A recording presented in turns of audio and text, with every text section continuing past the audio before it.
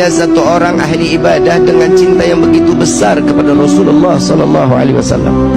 Setiap hari dia salawat. Tatkala beliau sedang ziarah ke makam Nabi, beliau sedang membaca maulid.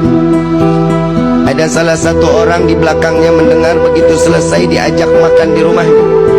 Tuan, saya undang makan di rumah saya, boleh? Boleh. Alhamdulillah, dibawalah sampai ke rumah. Begitu sampai di rumah, ternyata bukan dikasih makan, tangan diikat, lidahnya dipotong. Kenapa? Saking bencinya karena orang tersebut terlalu menyanjung dan mengagungkan Nabi Muhammad SAW. Aku tidak suka tatkala engkau terlalu mengagungkan dan memuliakan Muhammad, karena Nabi Muhammad adalah bukan seorang Tuhan yang wajib kita muliakan dan kita agungkan. Dipotong lidahnya. Saat itu juga dilepas orang tersebut, lidahnya digenggam, mulut penuh sama darah, lidah digenggam, dibawa sampai ke depan makam Rasul sallallahu alaihi wasallam. Di dalam hati beliau mengatakan, ya Rasulullah, maafkan saya, bukan saya enggak mau salawat lagi kepadamu, tapi lidah saya saat ini sudah ada di tangan saya tidak lagi dapat menyanjung dan memuliakanmu dengan lidah yang sempurna. Saking sakitnya, darah yang begitu banyak, beliau pingsan.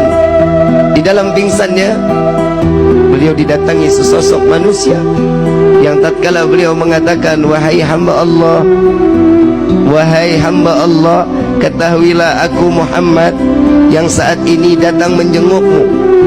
Biarkan lidah itu terputus, sekalipun jika engkau tetap mencintaiku, maka Allah akan berdekatan, Allah akan mengizinkan aku dekat denganmu, kata Nabi SAW. Namun si hamba Allah ini mengatakan, ya Rasulullah, tapi aku ingin bersolawat dengan fasihnya, dengan kegembiraan, dengan lisan yang penuh dengan kesempurnaan. Maka lidah tersebut diambil oleh Rasul SAW, dimasukkan ke dalam mulut. Di dalam mimpinya, tatkala terbangun dari tidurnya, lidahnya udah nyambung lagi. Di dalam mimpi Nabi memberikan manfaat kepada orang para pecinta Rasul SAW, sehingga seterusnya beliau terus dapat bersolawat kepada Nabi Muhammad SAW. Begitu tahun berikutnya beliau ziarah ke makam Nabi. Tatkala beliau datang sedang membaca maulid, ada seorang anak muda yang datang kepadanya, Tuan, saya ingin undang makan Tuan.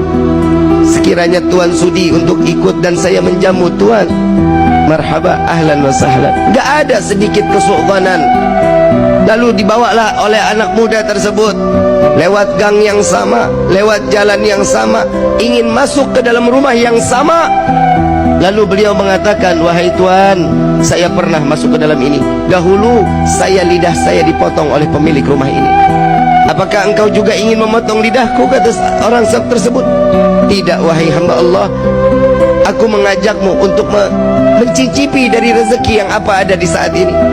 Beliau masuk ke dalam rumah.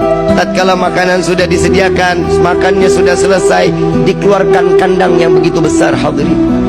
Kandang begitu besar, begitu dilihat di dalam ada monyet yang gedenya luar biasa. Lalu ditanya, ini apa ini? Tuan, ingat dahulu engkau bilang engkau pernah dipotong lisanmu, engkau pernah dipotong lidahmu oleh ayahku. Dia adalah ayahku yang Allah kutuk menjadi kerak yang besar. Maka wahai Tuan, maafkan ayahku, biarkan dia kembali dalam keadaan wujud yang sempurna. Maka hamba Allah ini mengangkat kedua belah tangan, ya Allah, aku maafkan orang tersebut yang telah membenciku dan membenci Nabi Muhammad SAW.